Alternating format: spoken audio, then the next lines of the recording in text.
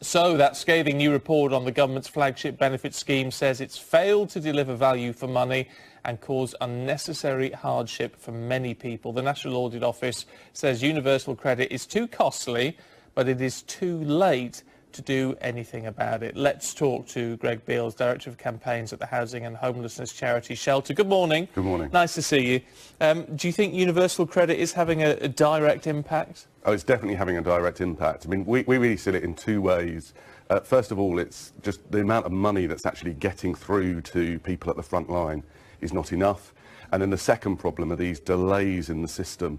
And when you talk about wrapping together 6 different payments, everybody's income from 6 different sources, and then delaying it by weeks, in some cases months, what are people supposed to do in that situation? Yeah, I mean, obviously with a new system, you are going to get glitches. But the problem here is, of course, glitches are affecting real people in very real ways. Absolutely. And what's so damning about this report, of course, is that the NAO have actually got access to the internal government files, and what they're able to say is that the delays in the system are not something that can actually be removed by the system improving.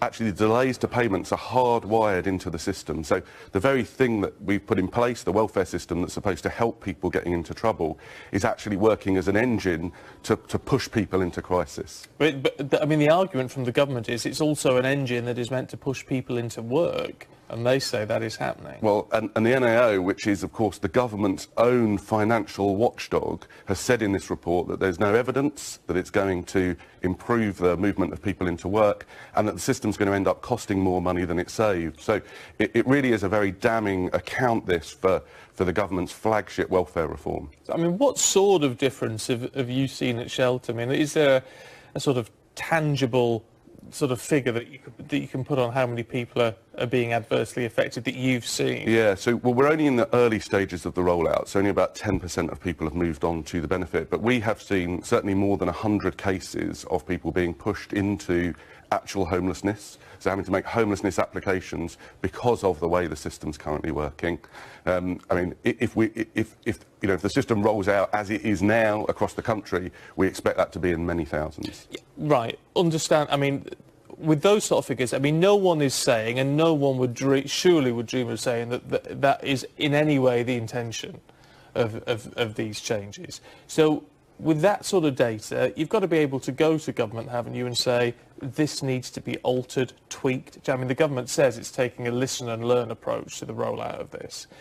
You've got to have some willing ears to talk to in government, haven't you? Well, I hope so, and I really hope as well that today's report is going to create a change in the approach from the government.